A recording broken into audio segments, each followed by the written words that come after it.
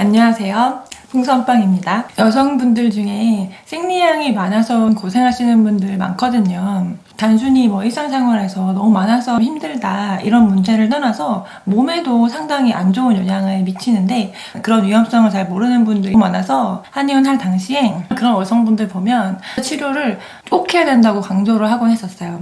이번 영상에서는 생리량이 많은데 방치하면 오는 문제점들과 치료할 수 있는 방법에 대해 이야기하려고 합니다. 정말 중요한 이야기니까 꼭 들어주세요. 일단 생리량이 많다는 것도 기준이 모호하잖아요. 너무나 사적인 일이기 때문에 다른 사람들하고 비교를 할 수가 없으니까 많다는 것도 잘 모르는 분들도 많아요. 생리 시작하면 그날부터 2, 3일까지 밖에 나가기 두려울 정도로 계속 많이 나오고 덩어리가 웅쿵웅쿵 나오고 이러는 경우는 정말 많은 거고요.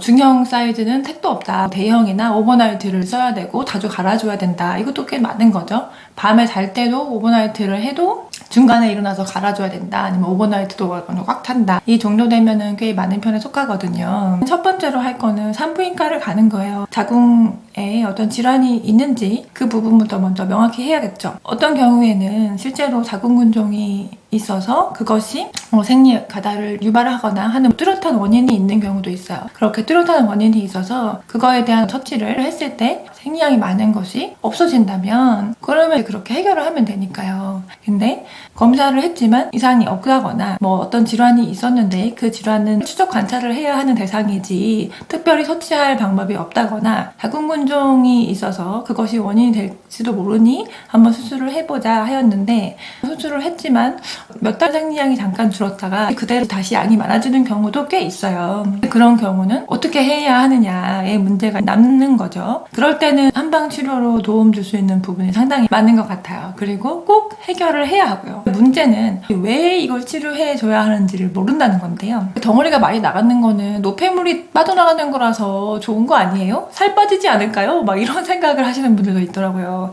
근데 생각해보면 덩어리가 많이 나오고 피가 많이 나온다는 게 반복이 된다면 그만큼 노폐물이 또 생겼다는 거잖아요. 그러니까 그게 좋은 건 아니겠죠.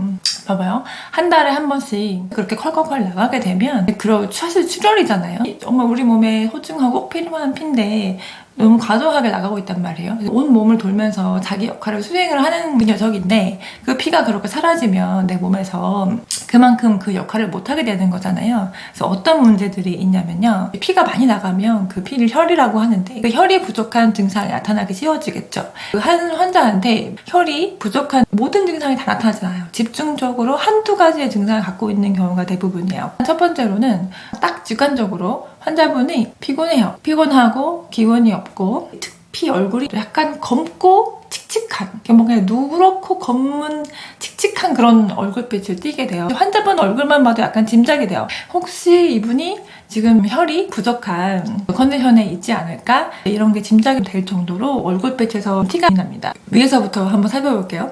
머리로 가는 영양이 부족해지면 건망증이 심해져요. 눈에 영향을 못하면 눈이 많이 피곤해집니다. 그리고 입이 자주 마르게 되고 내려가면 심장. 특히 심장은 피랑 아주 관련이 많이 높죠. 한방에서는 심장을 군주진관이라고 하는데요. 이 심장은 사람의 자아랑 관련이 있는 것 같아요. 임상하면서 느끼는 게 피가 많이 소모되고 기운이 많이 소모돼서 심장이 많이 약해지는 경우에는 사람이 우울해져요. 자아가 쪼그라드는 느낌? 자아가 확 작아지는 느낌? 그래서 공황장애가 온다거나 또 자존심이 확 상한다거나 아주 우울한 모드로 들어가게 되는 경우가 많아요.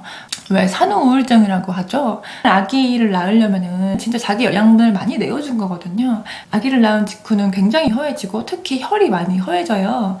아기 낳고 나면은 건망증도 심해지고 머리도 빠지고 우울증도 오고 그러잖아요. 그런 게 다 일시적으로 심하게 혈이 허해졌을 때 나타나는 증상이거든요. 그런 것과 결이 비슷합니다. 한 달에 한 번씩 피를 많이 흘리게 되면 산후우의 증상처럼 그런 게 나타나는 거예요.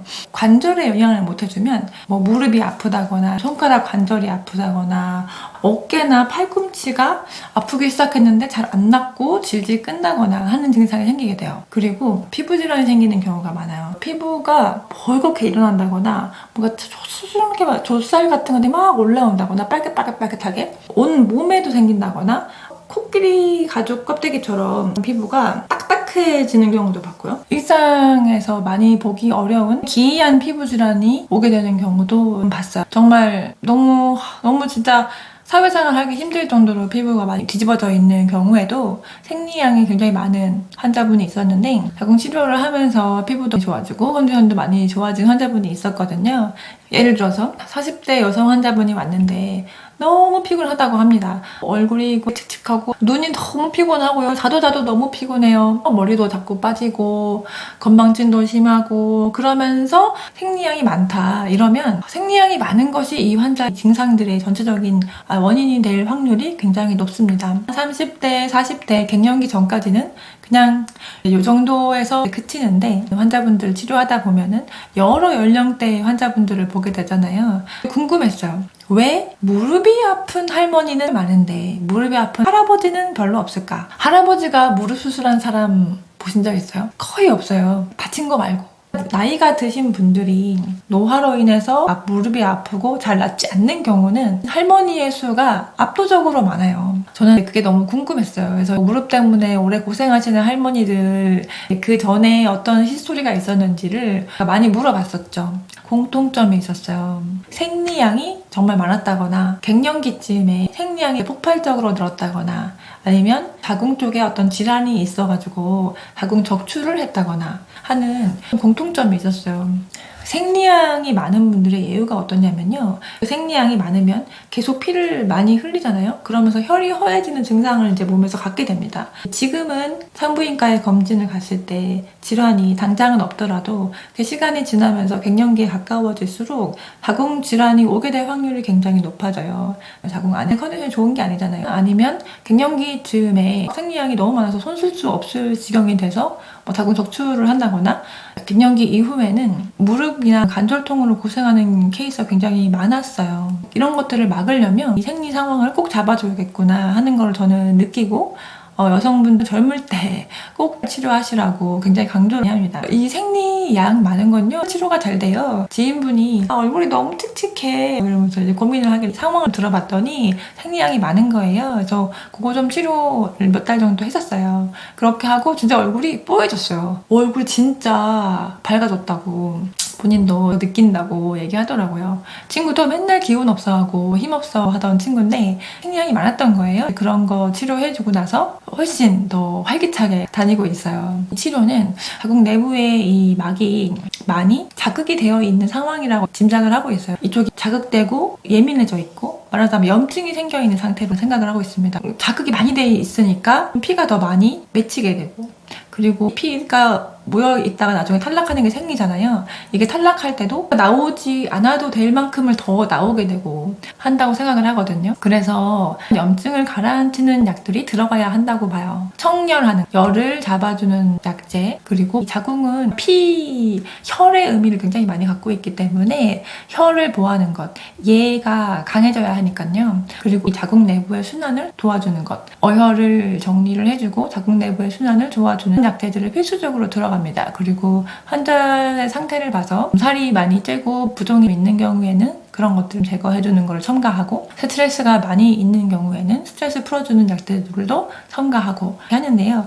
이거는 철분이 함유된 음식을 먹는다거나 아랫배를 따뜻하게 한다거나 스트레스를 푼다거나 하는 것들로 환자가 막 한순간에 좋아지기는 어려워요. 적극적인 치료가 필요한 상황이에요. 이런 경우는 꼭 치료를 받으시기 바라요.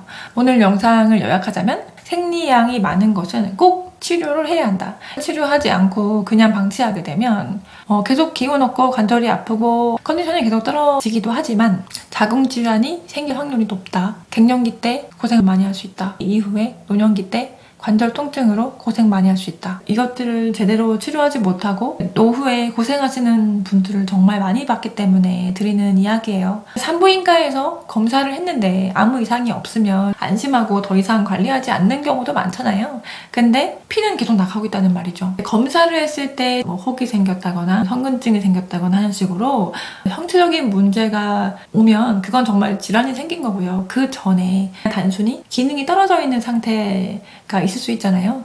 아무 문제 없는 정상 상태에서 기능이 떨어져 있다가 기능이 떨어진 게 오랜 시간이 지나면 질환으로 가겠죠. 그 질환으로 가기 전 상태에 치료를 잘 해주면 좋잖아요. 이렇게 기능이 떨어졌을 때 한방에서 좋은 역할을 해줄 수 있는 것 같아요. 이런 것들을 잘 몰라서 치료하지 못하는 경우가 정말 많기 때문에 안타까워서 제가 영상을 찍게 되었습니다.